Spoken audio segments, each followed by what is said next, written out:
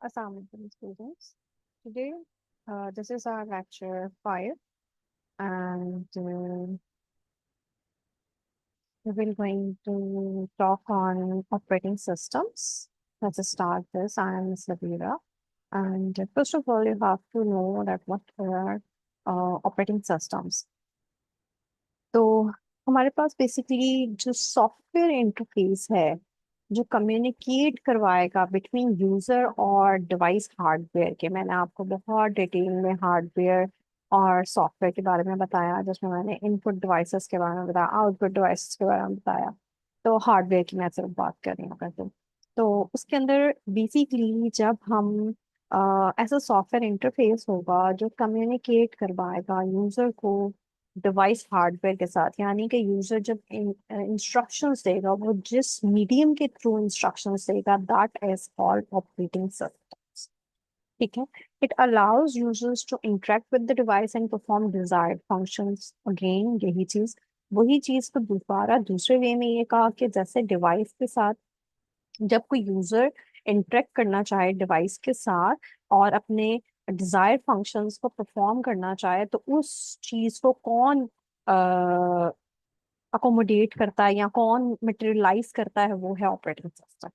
ठीक है। Operating system के दो कंपोनेंट्स होते हैं जो एग्जामिनर अक्सर क्वेश्चन कर रहा होता है, द कर्नल के नाम से and the second one is the shell. देखते हैं कि ये क्या चीज होती है। द कर्नल जो है वो इंटरनल कंपोनेंट है, तो इट मींस द शेल जो होगा वो एक्सटर्नल या आउटर लेयर कंपोनेंट होगा। ठीक है, फर्स्ट चीज आपको ये बतानी चाहिए। सेकेंडली, जो द कर्नल होता है वो प्रोसेस करता है डेटा को एट द हार्डवेयर लेवल। ठीक है। और इनपुट आउटपुट ऑपरेशंस को ये हैंडल कर रहा होता है, यानी कि जो भी मेमोरी और प्रोसेस मैनेजमेंट होती है उस चीज को हैंडल करता करना। जबकि हमारे पास जो शेल है वो फैसिलिटेट करता है interaction between the user and the OS, यानी कि जो इंस्ट्रक्शंस आप यूजर जो है वो ओएस के थ्रू दे रहे होते हैं, उस चीज को फैसिलिटेट कौन करता है? दी शेल करता है। ये आउटर लेयर पे काम कर रहा होता है। इसके अलावा the shell communicates with the operating system by accepting input from the user और द शेल स्क्रिप्ट्स। अगेन ये सिर्फ इनपुट डाटा के ऊपर या इनपुट प्रोसेस के ऊपर या ऑपरेशंस के ऊपर काम कर रहा होता है। ये कलेक्शन ऑफ सिस्टम कमांड्स हैं, स्टोर करता है इन फाइल। ठीक है। ये हमारे पास एक कंप्लीट कमांड का प्रोसीजर है जो कि इनपुट लेवल के ऊपर काम कर रहा होता है। इसके बाद ये हमारे पास एक फ्लो चार्ट है जिसमें हमें बेसिकली बताया जाए कि ऑपरेटिंग सिस्टम कहाँ पे होते हैं। ठीक है। यहाँ पे आप देखें, फर्स्ट ऑफ ऑल एक यूजर है जो कि कोई एप्लीकेशन यूज करेगा, कोई भी ऐप होगी, और वो ऐप किसके ऊपर रन हो रही होगी? ऑपरेटिंग सिस्टम में। ऑपरेटिंग सिस्टम मजीद इंस्ट्रक्शंस किसके पास देगा? वो हार्डवेयर के थ्रू दे रहा होगा। यहाँ आपका कीबोर्ड हार्डवेयर है, आपके डिफरेंट इनपुट डिवाइस में कीबोर्ड है, आउटपुट डिवाइस में आपके पास मॉनिटर में ना, वो बहुत डिटेल में करवाया हुआ है। ये वाली चीजें आप मेरे प्रीवियस लेक्चर्स में चेक कर सकते हैं। ठीक है। अगेन देन वो चीजें आपकी जा रही होंगी, फिर ऑपरेटिंग सिस्टम में इंस्ट्रक्शंस जाएंगी, देन एप्लीकेशन हमारे पास आएगा, देन वो यूजर को डिस्प्ले कर रहा होगा। So this is all about operating system की एक फ्लो डायग्राम हमने बताई। अच्छा, नाउ अब ये आपको पता होना चाहिए कि इसकी हिस्ट्री क्या है। अगर हम देखें तो फर्स्ट कंप्यूटर जो है Z1 इंट्रोड्यूस हुआ था 1936 से लेके 1938 में। अब आपको यहाँ पे जनरेशन ऑफ कंप्यूटर के अंदर भी मैंने आपको बड़ी डिटेल्स लास्ट प्रीवियस लेक्चर यानी कि लेक्चर 4 के अंदर मैंने बहुत डिटेल में बताया है कि ये कब आया और जनरेशन्स कौन कौन सी थी कंप्यूटर की, तो आपने वो भी चेक कर लेनी है। अच्छा, Z1 के बारे में बता रहे हैं, मोटर ड्रिवन मैकेनिकल कंप्यूटर था जो कि कॉनरेड ज़ेउस ने डिजाइन किया था।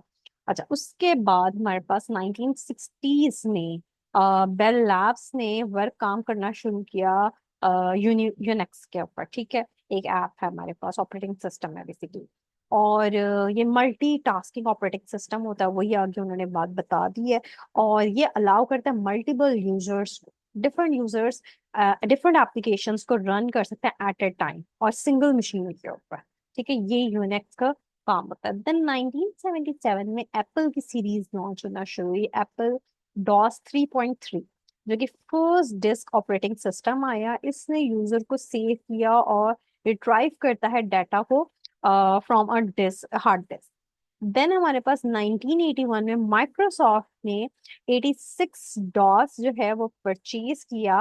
और ये किस कंपनी से परचेज किया था, ये एग्जामिनर जरूर क्वेश्चन कर रहा होता है वन पेपर के अंदर। सेटल कंपनी से परचेज किया था, और ये फर्स्ट डॉक ऑपरेटिंग सिस्टम था। और ये कमांड लाइन इंटरफेस के ऊपर काम कर रहा होता है। इसके अलावा ये अलाउ करता है यूजर को कि इंटरेक्ट कर सके थ्रू द टेक्स्ट कमांड्स। अब मसला यहाँ पे ये आया कि इतनी ज्यादा कमांड्स थी कि यूजर को याद करना हर कमांड के लिए बहुत मुश्किल हुआ था। देन माइक्रोसॉफ्ट ऑपरेटिंग सिस्टम आया, इन्वेंट हुआ। और ये विंडोज ने इंट्रोड्यूस करवाया था, माइक्रोसॉफ्ट ऑपरेटिंग सिस्टम विंडोज के आया, और जिसका जो कि हमारे पास जो बहुत इंपॉर्टेंट चीज याद करने की वो ये है कि ये कब इंट्रोड्यूस हुआ या कब इन्वेंट हुआ। वो 1985 में आया था, ठीक है। और ये कपल करता था GUI यानी कि ग्राफिकल यूजर इंटरफेस के साथ। और ये ग्राफिक्स एनवायरनमेंट प्रोवाइड करता है यूजर को। अच्छा, इसके बाद इसने जो है ना, ये यूजर फ्रेंडली था, ठीक है। इसमें आपको कमांड्स याद नहीं करनी पड़ती हैं, इसमें आपको कोई बहुत ज्यादा कॉम्प्लिकेटेड चीजें नहीं है, आपको सीधा सीधा काम करना होता है। अच्छा, ऑपरेटिंग सिस्टम्स की यहाँ पे उन्होंने एग्जांपल्स भी दे दी कि कौन कौन सी हैं, ठीक है। ये विंडोज हैं जो कि हमारी यूजुअली हम चल रहे थे, ये मैक OS है यानी कि ये मैं आगे बताऊंगी क्या चीज है। फिर लिनक्स है, एंड्रॉइड है, iOS है, ठीक है। ये सारे हैं, और इसके फीचर्स वगैरह ये सारे हम आगे पढ़ रहे होते हैं कि क्या चीजें हैं। So next is what are the functions of the operating system. आपको बस ये पता होना चाहिए कि फंक्शंस क्या हैं। ये इसमें इतना डिटेल वो क्वेश्चन नहीं कर रहा होता, लेकिन हाँ आपको पता होने चाहिए। सबसे पहले तो बूटिंग करता है। बूट जब हमारे पास जब भी ऑपरेटिंग सिस्टम का नाम आएगा तो वो बूटिंग प्रोसेस के ऊपर होता है, ठीक है। अच्छा, बूटिंग प्रोसेस क्या है? Starting and restarting of a computer. इस सिंपल इस प्रोसेस को हम क्या कह रहे होते हैं कि वो बूट करता है। अब इसके अंदर हमारे पास दो तरह के बूट होते हैं, मजीद ये डिटेल में है। कोल्ड बूट होता है, वार्म बूट होता है। कोल्ड बूट क्या है कि जब कंप्यूटर ऑन हो और आपका ऑन होने के बाद आपका जो काम है कंप्लीट होने के बाद वो टर्न ऑफ हो। और वार्म बूट क्या होता है कि जब ऑपरेटिंग सिस्टम को रीस्टार्ट करना पड़ जाए, ऐसा कोई प्रोसीजर हो जिसमें हमारे पास रीस्टार्ट का प्रोसीजर आ जाए, तो वहां पे हमारे पास वार्म बूट है। ये इतनी डिटेल में आपको मेरे ख्याल से मुझे नहीं लगता ये याद करनी, ये समझने की जरूरत है, बस आपको ये बताना चाहिए कि बूटिंग प्रोसेस क्या होता है। देन हमारे पास है कि जो OS है यानी कि ऑपरेटिंग सिस्टम्स हैं, वो बेसिक कंप्यूटर टास्क को परफॉर्म करता है। यानी कि ऑपरेटिंग सिस्टम्स जो है वो प्राइमरी फंक्शंस देते हैं पेरिफेरल डिवाइसेस में, लाइक माइक हो गया हमारे पास, कीबोर्ड हो गया, प्रिंटर हो गया। ये सारे जो हैं प्लग एंड प्ले वाले जो सिस्टम्स होते हैं वो उनके साथ जो है वो डिटेक्ट करता है और कॉन्फ़िगर कर रहा होता है इन डिवाइसेस को। फॉर एग्जांपल, अगर हमारे पास प्रिंटर है तो प्रिंटर की जब तक ड्राइव नहीं होगी आपके लैपटॉप के अंदर या आपके कोई भी डेस्कटॉप के अंदर, तो वो प्रिंटर काम नहीं करेगा। तो वो इंटरफेस करवाना होता है, वो ऑपरेटिंग सिस्टम कर रहा होता है। वो आपको बताता है कि भाई इसमें ये वाला ड्राइवर आपका होना चाहिए। फिर उसके बाद ये प्रोवाइड करता है, यूजर इंटरफेस प्रोवाइड कर रहा होता है। वो क्या चीज़ है कि अलाउ करता है यूजर को कि वो इंटरेक्ट कर सके थ्रू सॉफ्टवेयर। अब इसके अंदर दो मेन टाइप्स आ जाती हैं, एक होती है कमांड लाइन इंटरफेस और एक होती है GUI यानी कि ग्राफिकल यूजर इंटरफेस। जो CLI है यानी कि कमांड लाइन इंटरफेस है, वो यूजर टाइपिंग स्पेसिफिक कमांड्स होती हैं जो कि परफॉर्म करता है टास्क को, ठीक है। एक तो वो यूजर के टाइप करने की होती हैं और वो स्पेसिफिक टास्क परफॉर्म कर होते हैं। जबकि GUI है वो हमारे पास जो है वो हम माउस को यूज करते हुए एक्सेस कर सकते हैं, विंडोज को, आइकन्स को, मेन्यूज को। मतलब ये हमारे लिए GUI जो है वो थोड़ा सा इजी टू हैंडल हुआ। और जब पहले जब आया करते थे कंप्यूटर्स तो वो हमारे पास CLI के ऊपर काम कर रहे थे, तो ये हमें पता होना चाहिए। और इसके साथ साथ हमारे पास ये OIS जो ऑपरेटिंग सिस्टम्स जो है वो हैंडल करते हैं सिस्टम रिसोर्सेज को, यानी कि वो मैनेज करते हैं मेमोरी को, CPU टाइम को, इनपुट आउटपुट बैंडविड्थ होती हैं उनको भी मैनेज कर रहे होते हैं, इनको हैंडल कर रहे होते हैं बेसिकली। इसके साथ साथ ये प्रोवाइड करता है फाइल मैनेजमेंट को, यानी कि आप क्या कहाँ पे रखनी है फाइल, उसको ऑर्गेनाइज करेगा, उसको ट्रैक करेगा कि अगर कहाँ इनसे आपको मिल जाए, आप सर्च पर जाके ढूंढे तो वो आपको ये वाले सारे काम कर रहा है। डायरेक्टरीज होती हैं उसको सेव करता है, ये सारा कुछ कहाँ करता है वो कंप्यूटर डेस्क के अंदर कर रहा होता है। इसके साथ साथ हमारे पास क्रिएट करना, रीनेम करना, कॉपी करना, मूव करना, डिलीट करना फाइल्स को, वो भी ये कौन काम कर रहा होता है? ऑपरेटिंग सिस्टम्स ही कर रहे होते हैं। अच्छा, इसके अंदर हमारे पास फाइल मैनेजमेंट में हमारे पास दो तरह की टाइप्स आ जाती हैं फाइल सिस्टम्स में। एक हमारे पास होता है फैट और एक होता है एनएफटी, NTFS, यानी कि first one is file allocation table और दूसरा हमारे पास है न्यू टेक्नोलॉजी फाइल सिस्टम। अभी देखते हैं कि ये क्या चीज है। फाइल एलोकेशन टेबल जो है वो हमारे पास बेसिकली रिकॉर्ड रखता है कि क्लस्टर हमारे पास कहाँ से यूज हुआ, अनयूज था, कौन सी फाइल कहाँ पे है, किस क्लस्टर में मौजूद है, ये सारी जो है उसकी एलोकेशन की बात बता रहा होता है। ये टेबल होता है, ये अपने नाम से बता रहा है बेसिकली आपको। ठीक है, उसके बाद हमारे पास NTFS है, यानी कि न्यू टेक्नोलॉजी फाइल सिस्टम है, जो कि हमारे पास माइक्रोसॉफ्ट ने इंट्रोड्यूस करवाया था। और ये प्रीवियस फाइल सिस्टम्स को, यानी कि ये FAT32 का जो टेबल था, ये उसका उससे थोड़े उसके ज्यादा बेनिफिट्स हैं इसमें, मतलब बताने की कोशिश करें कि उससे ज्यादा कि इसमें ये रीड भी कर सकता है, राइट भी कर सकता है और एग्जीक्यूशन भी कर सकता है डायरेक्टरीज और फाइल्स के लिए। ठीक है, ये सिर्फ और सिर्फ सर्च नहीं करता कि कौन सी फाइल कहाँ मौजूद है, इसके के अलावा वो रीड राइट और एग्जीक्यूट भी कर सकता है। अच्छा, यहाँ पे आपके पास अगेन फंक्शंस को एक फ्लो चार्ट के अंदर बता दिया उन्होंने कि जी मेमोरी मैनेजमेंट है, सिक्योरिटी देता है, फाइल मैनेजमेंट करता है, एरर डिटेक्शन करता है, OS का काम, और प्रोसेसर मैनेजमेंट है। देन हमारे पास different types of operating systems, examiner ये क्वेश्चन जरूर कर सकता है। तो आपको इसके बारे में पता होना चाहिए, आपको चीजें जो हैं वो माइंड में होनी चाहिए, क्लियर होनी चाहिए। Single user single task operating system, यानी अपने नाम से पता चल रहा है कि एक यूजर एट अ टाइम एक टास्क परफॉर्म कर सकता है। ठीक है, ये चीज फर्स्ट ऑफ ऑल।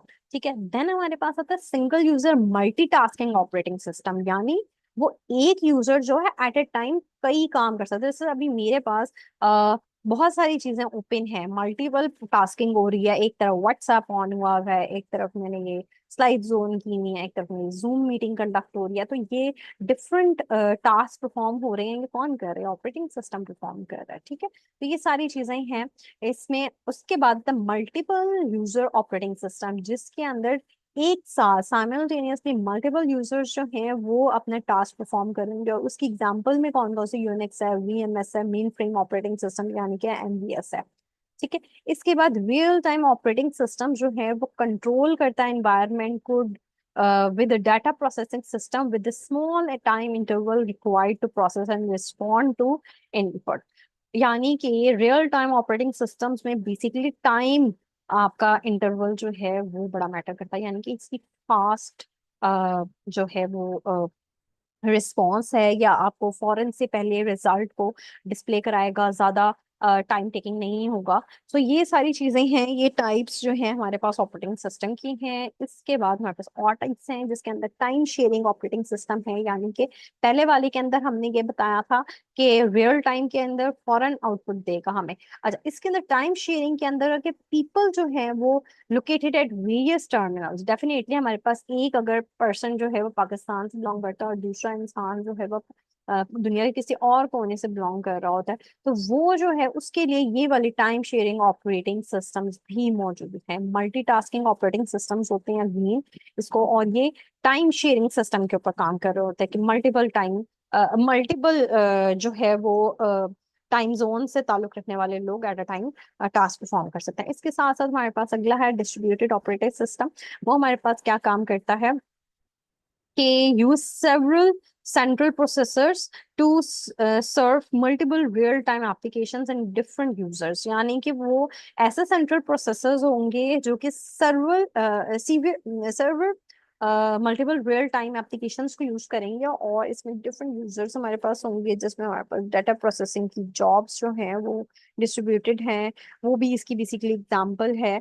इसके बाद हमारे पास नेटवर्क ऑपरेटिंग सिस्टम्स हैं जो कि लैन वैन और इन सारे प्रोसीजर के ऊपर, यानी कि नेटवर्क के ऊपर काम कर रहे होते हैं। उसके अंदर क्या क्या चीजें आ जाती हैं हमारे पास कि लोकल एरिया नेटवर्क के ऊपर, यानी कि लैन के ऊपर और प्राइवेट नेटवर्क के ऊपर काम करेंगे। इसके एग्जाम्पल की बात करें तो विंडोज आता है सिर्फ 2003, देन विंडोज 2008 आता है, यूनिक्स आता है, लिनक्स आता है, मैक OS एक्स है, नोवेल नेटवेयर है, BSD है। ये एग्जांपल्स उन्होंने दे दी हैं। देन उसके बाद हमारे पास स्टैंड अलोन ऑपरेटिंग सिस्टम है, जो कि हमारे पास क्या आता है कि ऐसा कंप्यूटर ऑपरेटिंग सिस्टम है जो कि फंक्शन परफॉर्म करेगा इंडिपेंडेंटली, जिसमें हमारे पास वो किसके ऊपर परफॉर्म करेगा, या डेस्कटॉप कंप्यूटर होगा, या नोटबुक कंप्यूटर होगा, या मोबाइल कंप्यूटिंग डिवाइस होगा, वो इंडिपेंडेंटली काम करेगा, उसको किसी चीज की जरूरत नहीं होती है। ठीक है। क्लाइंट ऑपरेटिंग सिस्टम जिसको रेफर किया जाता है, और इसके एग्जांपल अगर हम पॉपुलर एग्जांपल देखें, अगेन विंडोज है हमारे पास, मैक ओएस है, लिनक्स है, तो ये इस चीज के ऊपर फॉल कर रहा होता है। देन उसके बाद हमारे पास आते हैं विंडोज, माइक्रोसॉफ्ट ऑफिस जो है हमारे पास, ऑफिस की नहीं, विंडोज की बात हो रही है, माइक्रोसॉफ्ट विंडोज। ठीक है, उसमें हमारे पास GUI इंटरफेस के ऊपर काम कर रहे थे। फर्स्ट ऑफ ऑल ये फर्स्ट फीचर है इसका, यानी कि graphical user interface. Graphical user interface में क्या होता है कि लोगोज होते हैं, जो भी हमारे पास कंपनी होगी जिसने बनाई होगी उसके लोगोज होते हैं। ठीक है, तो वो उसके ऊपर काम करता है। ये हमारे पास बहुत इजी टू हैंडल हो गया था, क्योंकि हम पहले ये जो विंडोज थी, ऑपरेटिंग सिस्टम्स थे, उसमें कमांड्स बहुत याद करनी पड़ते थे। अब ऐसा नहीं है, अब लोगोज आना शुरू हो गया। अच्छा, इसके वर्जन्स की अगर हम बात करें, ये बहुत इंपॉर्टेंट है कि विंडोज 3.1, आगे भी मैं आपको ये बताऊंगी बहुत डिटेल में। 3.1 आया, देन विंडोज 95 आया, देन विंडोज 98 आया, देन 2000 आया, देन NT आया, देन ME आया, XP आया, विस्टा आया, विंडोज 7 आया, विंडो 8 आया, विंडो 8.1 आया, विंडो 9 नहीं आया था। ये बात अक्सर एग्जाम में पूछ लेता। विंडो 10 आया, देन अब जो लेटेस्ट वर्जन है वो विंडो 11 का है। अगेन ये यूजर फ्रेंडली है, GUI है, यानी कि कमांड्स याद नहीं करनी पड़ती है, इट मींस कोई यूजर फ्रेंडली है। इसके साथ साथ विंडो 11 जो है वो प्रोवाइड करता है फाइल मैनेजमेंट ऑप्शन, जैसे कि ओपनिंग का, रीनेम करने का, प्रिंट करने का, डिलीट करने का, मूव, ये विंडोज खुद प्रोवाइड कर रहे होते हैं। सर्च करने का फाइल में, ये फ्लो चार्ट आपके पास, यानी कि ये आपका जो टेबल है ये बहुत इंपॉर्टेंट है, ये आपको याद होना चाहिए। यानी कि विंडो 1.0 जो आया था 1985 में आया था, देन विंडोज 2.0 आया था वो 1987 में आया, देन विंडोज 3.0 आया जो कि 1990 में इंट्रोड्यूस करवाया गया था, देन विंडोज 3.1 आया जो कि 1992 में इंट्रोड्यूस कराया था, देन उसके बाद विंडोज 95 आया था, 1995 में इंट्रोड्यूस करवाया था ना। विंडोज 98 आया जो कि 1998 में इंट्रोड्यूस, देखो ये 98 है ना, तो यहाँ पे भी 98 है, यहाँ पे 95 है तो यहाँ पे भी 95 है, ये चीज आई थी। इस तरह भी आपको याद है, सिर्फ ऊपर वाले आपको ईयर्स याद करने होंगे, बाकी यहाँ से ये वाले 95 से लेके 2000 तक तो सेम सेम ही है। आपको ये वाले तो कॉपी पेस्ट ही एक तरह से हो रहा है। विंडोज 2000 आया तो वो 2000 में ही इंट्रोड्यूस हुआ था। विंडोज XP आया था तो वो 2001 में आया था। विस्टा आया था 2006 में आया था। विंडोज 7 आए तो 2009 में इंट्रोड्यूस हुई। विंडोज 8 आए तो 2012 में इंट्रोड्यूस हुई। देन विंडोज 8.1 आया जो कि 2013 में इंट्रोड्यूस हुआ था, और विंडोज 10 आया 2015 में आया। देन जो लेटेस्ट वर्जन है विंडोज 11 का वो 2021 में इंट्रोड्यूस हुआ। इसके बाद मैक ओएस क्या होता है, हमें ये चीज समझने की जरूरत है। मैक ओएस जो है एक series of graphical user interface है। ठीक है, ऑपरेटिंग सिस्टम है। ग्राफिकल यूजर इंटरफेस का क्या काम होता है कि वो बेसिकली यूजर फ्रेंडली होता है। ठीक है, लोगोस बने हुए होते हैं, और ये किसने डेवलप किया था, ये एप्पल वालों ने डेवलप किया था। इट मीन्स ये सिर्फ और सिर्फ एप्पल डिवाइसेस यानी कि मैकिंटॉश के ऊपर काम करेगा। ये सिर्फ वही यूजर्स जो एप्पल को यूज कर रहे होते हैं, ये सिर्फ उनके लिए था। ठीक है, ये वो ऑपरेटिंग सिस्टम था, और ये एग्जामिनर जरूर क्वेश्चन कर रहा होता है उसके बारे में, मैकिंटॉश कौन सा है, इसके यूजर्स कौन कौन से हैं। ठीक है, तो ये उनका इंटरफेस है। देन उसके बाद हमारे पास लिनक्स ऑपरेटिंग सिस्टम आया। ये लिनक्स क्या है, ये यूनिक्स ऑपरेटिंग सिस्टम बेस्ड है। ये अवेलेबल है वर्ल्ड वाइड वेब पे। ठीक है, इसकी वेरियस कंपनीज हैं, जो कि रेड हैट हो गया, कोरल हो गया, मैंड्रेक हो गया, जिसने यूजर फ्रेंडली वर्जन बनाया लिनक्स का। और इसका जो मोस्ट पॉपुलर वर्जन है वो रेड हैट लिनक्स है, जो कि हमारे पास गोनोम डेस्कटॉप पे आया था, जो कि इमेज टू 8 टास्क परफॉर्मेंस थी। ये उन तरह के यूजर्स के लिए ये है थोड़ा सा ट्रिकी, आम यूजर्स के लिए नहीं होता, लेकिन बहुत से लोग इसको लाइक करते हैं लिनक्स वगैरह को, क्योंकि इसमें जो आपका डाटा है ना वो बहुत सेफ रहता है, आपको वायरस अटैक करने की गुंजाइश थोड़ी सी कम हो जाती है। उसके बाद एम्बेडेड ऑपरेटिंग सिस्टम आया, और ये रेफर कर रहा होता है बेसिकली ऐसे टाइप ऑफ मशीन्स को जो कि कार्स, ट्रैफिक लाइट्स, इस तरह की जो चीजें होती हैं, डिजिटल टेलीविजन हो गए, ATMs हो गया, एरोप्लेन कंट्रोल्स हो गए, वो एम्बेडेड ऑपरेटिंग सिस्टम के ऊपर काम कर रहे होते हैं। जो कि बेसिकली आप यूँ समझ समझ लें जीपीएस नेविगेशन सिस्टम हो गया, एलिवेटर्स हो गया, डिजिटल मीडिया, यानी कि ये कुछ प्रोफेशनल टाइप से जो ऑपरेटिंग सिस्टम्स होंगे ना, वो उसके ऊपर बेस कर रहा होगा ये वाला, ये एम्बेडेड उनके लिए है ज्यादातर। ठीक है, इसके अंदर ऐसा क्या है ये हमें देखने की जरूरत है। ये अल्ट्रासाउंड मशीन्स के जो पोर्टेबल अल्ट्रासाउंड मशीन्स हैं, ये उनके भी काम परफॉर्म कर सकता है जीपीएस के ऊपर, एटीएम्स पे, जो मैंने ऑलरेडी बताया। ठीक है। अच्छा, इसके अलावा ये faster time to market for devices है। ठीक है, डिक्रीज डेवलपमेंट कॉस्ट हो जाती है इसके अंदर, इजी टू यूज है अगेन। और क्योंकि जाहिर है जो यहाँ पे काम कर रहे होंगे उनको उनको उनको समझने की जरूरत है, तो उनके लिए इजी होना चाहिए। फ्री इवैल्यूएशन किट्स अवेलेबल होती हैं इसके अंदर। इसके अलावा ये लार्ज कम्युनिटी सपोर्ट नेटवर्क है, ये आप इकट्ठा at a time multiple users के लिए यूज करना इजी है। अच्छा, उसके बाद मोबाइल ऑपरेटिंग सिस्टम्स हैं, जो कि बेसिकली मोबाइल फोन्स के लिए या स्मार्टफोन्स के लिए, यानी पीडीएस के लिए, यानी कि personal data assistants, tablet, computers और ऐसी डिवाइसेस जो कि आपके हाथों में होती है, उनके लिए डिजाइन किया गया है। ठीक है, इसको हम एप्लीकेशन प्रोग्राम भी कह रहे होते हैं, ये हमारे एंड्रॉइड एप्स में होता है। अच्छा, इसकी एग्जांपल्स अगर हम देंगे, एप्पल आईओएस भी है, विंडोज फोन भी है, गूगल एंड्रॉइड भी है। अच्छा, इसके फीचर्स की अगर हम बात करें, तो ये ऐसा प्लेटफॉर्म है जो कि डिफरेंट एप्लीकेशंस को रन करता है हमारे मोबाइल फोन्स में। ये मेमोरी मैनेजमेंट को हैंडल कर रहा होता है। इसके अलावा ये हमारे पास यूजर इंटरफेस को प्रोवाइड करता है। ठीक है, फाइल सिस्टम को भी ये देख रहा होता है, उनकी मैनेजमेंट भी कर रहा होता है। इसके अलावा ये हमारे पास सिस्टम सर्विस भी प्रोवाइड करता है, नेटवर्क को सपोर्ट कर रहा है, नेटवर्किंग सपोर्ट कर रहा होता है। इसके अलावा यानी कि नेटवर्किंग सपोर्ट क्या होता है, लैन वैन इनके ऊपर काम कर रहा होता है। सिक्योरिटी फीचर्स इसके अंदर है। अच्छा, अगर हम ऑपरेटिंग सिस्टम के एडवांटेजेस की बात करें कि भाई इसके क्या फायदे हैं, क्यों जरूरी हैं, क्या फायदे हैं इसके, तो ये सबसे पहले तो इफेक्टिव है क्योंकि आपका ये कंप्यूटर हार्डवेयर और यूजर के बीच में कम्युनिकेशन प्रोवाइड कर रहा होता है। ठीक है, ये बहुत इंपॉर्टेंट है। इसके अलावा ये मैनेज करता है फाइल्स एंड फोल्डर्स को मैनेज कर रहा होता है, एक यूजर इंटरफेस प्रोवाइड करता है, सिक्योरिटी प्रोवाइड करता है, मैनेज करता है रिसोर्सेज को, फिर ये प्रिंट का ऑप्शन हमारे पास दे रहा होता है। फिर उसके बाद ये एक ऐसा प्लेटफॉर्म है जो कि सॉफ्टवेयर डेवलपमेंट भी करता है। अब इसके एक थोड़े से डिसएडवांटेजेस भी हैं, वो भी देख लेते हैं हम, कि सबसे पहले थोड़ा सा कॉम्प्लेक्स है। जो ऐसे लोग हैं जिनको डिजिटल मीडिया की नो हाउ नहीं है, उनके लिए थोड़ी सी कमांड्स याद करना, चीजें को, ऑपरेटिंग सिस्टम्स को थोड़ा सा चलाना थोड़ा सा डिफिकल्ट है, थोड़ा सा एक्सपेंसिव है। जाहिर है आपको ये चीजें परचेज करनी पड़ती हैं। पाकिस्तान में तो पायरेटेड वर्जन चल रहे होते हैं, लेकिन बाहर की दुनिया में वहां पे ये चीजें परचेज करनी पड़ती हैं। ठीक है, वल्नरेबल टू अटैक्स है, यानी कि हमारे पास वायरस वगैरह जो है यहाँ से इस ऑपरेटिंग सिस्टम के ऊपर अटैक कर सकता है। So this is all about operating system. Okay, Allah Hafiz.